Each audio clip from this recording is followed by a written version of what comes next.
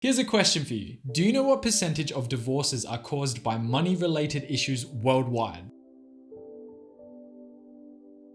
I don't. I didn't look it up. I was too lazy to look it up for the intro of this video. So when you do find out, please let me know.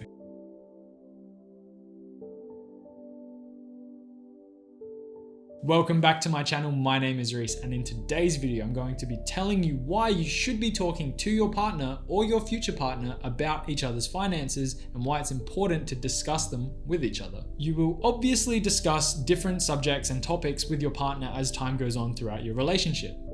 As time does go on throughout your relationship, I'm sure that the level of confidence you have in the things that you tell your partner will increase as well. So you'll probably get onto more touchy subjects as you develop in your relationship. In turn, as time goes on in that relationship as well, the plans that you make, whether it be with your partner or for yourself, but has your partner involved, will grow as well. As you move towards things like potentially getting married, having kids, moving in together, all of these aspects will also continually get bigger as time goes on. This is where I chime in. Over the years, I have known lots of people in different types of relationships, both young and old, who have been fantastic and amazing on a relationship level or from a relationship perspective. However, they never really discussed their finances or their financial goals, and when the time of those conversations started coming up, the resultant was some pretty unexpected breakups because people realize that they have different goals and they have different ways that they want to achieve things. And ultimately, they probably were a bit reserved in telling each other why they wanted to do these things or what they actually wanted to do, which in turn caused them to bottle it up. And when the time eventually came where it was either we're gonna do it or we're not gonna do it, I hope they agree. In some instances, they didn't agree. And like I said, they resulted in some pretty unexpected breakups. I truly believe that lots of people don't consider finances as an important part of a relationship until big things start happening, such as things that I mentioned at the start of the video, like moving in together and getting married. This, in my opinion, is kindling, getting ready to start a fire. I can't believe I'm saying it, but it baffles me. I actually know a group of people, like two people who were in a relationship for over 5 years. Over 5 years, that's a long period of time, especially when you're young. We're talking two people under the age of 30 who had been together for 5 years.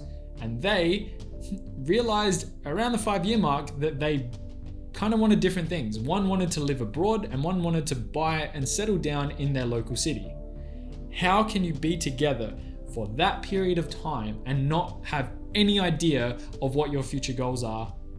And how can you not discuss it? What, you just assume that, yep, they're going to come with me to live abroad, or yep, they're going to give me everything they've saved to date, or they're going to change their ways of life to save everything they possibly can to buy a house in this location.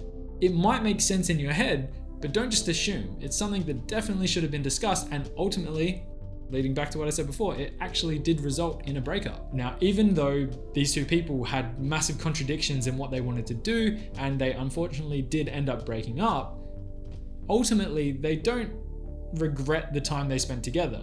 From my perspective anyway, when I've spoken to them, it's not something that they regretted having that time with that other person, but it's still a setback and something that could have potentially been avoided. In my experience, the topic of finance is an iffy one to bring up with a partner because it can be extremely confronting. I believe that within the first year of your relationship, you should be able to discuss with your partner your short-term and long-term financial goals. You don't necessarily need to tell them how far ahead you are in it towards achieving them, but you should be able to bring them up. An example would be, I would like to live in a house one day that I own. That's a goal that I would like to achieve. Doesn't have to be anything more than that, but just put that on the radar. Another example would be, I don't ever want to own a credit card. Plain and simple. During this time, you learn lots about your partner, and why shouldn't you learn about the goals that they have or the financial goals that they have? Generally, if you're going to tell them and give them some of this information and you're in a trusted environment, they're probably going to be pretty comfortable telling you what some of theirs are as well. As long as you're not asking intrusive questions like, how much are you saving every week and things like that, but more just like, what are you thinking like long term? Do you want to live in a different country or would you like to settle down somewhere local? As you start to get more comfortable with your partner and time starts moving forward, I would definitely start explaining to your partner how you budget and manage your money to see if it aligns with how they do it, and then discuss why you think it's important the way you do it, and then also try and get insight from them as to how they manage their money. Again, you don't need to tell them specifics like how much money you have saved or how much you're saving every week, but you could tell them, I put this percentage away for this long-term goal, or I have 5 bank accounts for these purposes. One is for bills, one is for long-term goals like savings, one is just my spending money. Just give them the concept of how you run your finances. So again, if it aligns, you know that you're sweet. Whereas if someone's like, oh, I just spend everything on my paycheck every week, and you go, oh, they're not really thinking about this. Maybe I should put a little bit more effort into making sure that I'm not just gonna get hit with this bombshell of, oh my God, this person has done nothing whatsoever to set themselves up whatsoever, and I'm going to be carrying the load, because it's not a position that I think anyone wants to be in. And I know people who have fallen into this category, and it's not nice to have that thrown at you. Once you really are out of that honeymoon phase and you're getting settled into your relationship and things are going really well, it's gonna start becoming to that point where you're like, okay, I could potentially be marrying this person and settling down with them. This is the point that you be completely transparent. I would be telling them everything, and I would expect them to be telling you everything.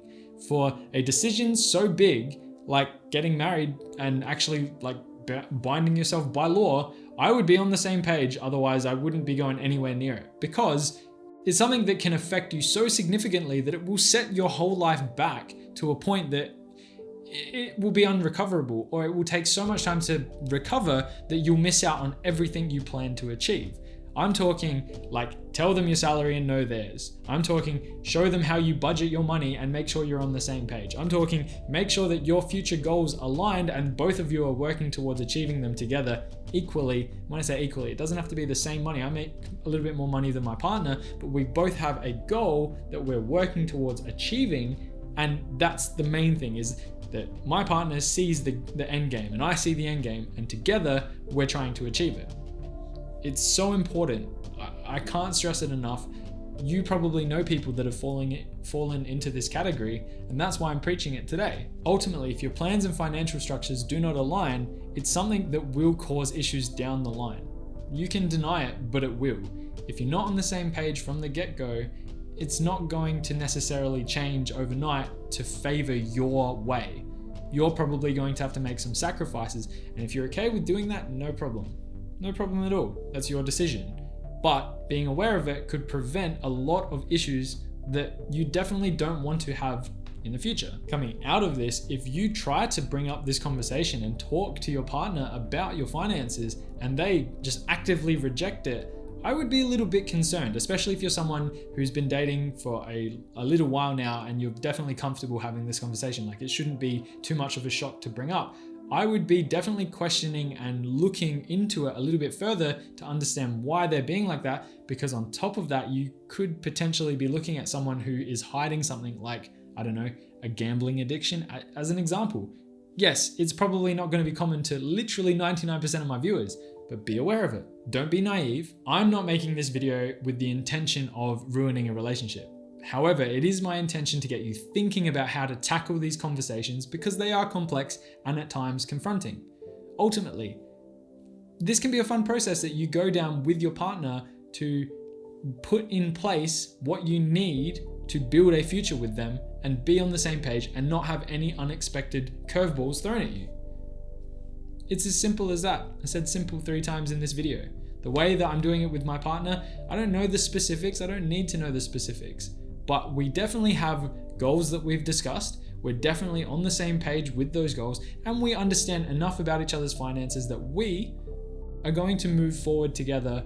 And I think that this is a person I can build a future with, because not just because of our finances, lots of other factors, but this is one that I'm not worried about. Finances is not the thing that I'm worried about. I'm not worried about anything, but it's definitely not finances if I had to pick something. It's worthwhile falling into this space of, can I have this conversation with this person? When's the right time to have this conversation with this person? And what do I need to say and understand from their perspective to get through it, to move on with our lives and move forward towards achieving those goals? Overall, I hope you enjoyed today's video. I hope that it was insightful. If you learned something and I made you think, please consider liking and subscribing. It really helps the channel out. And as always, I'll see you in the next video.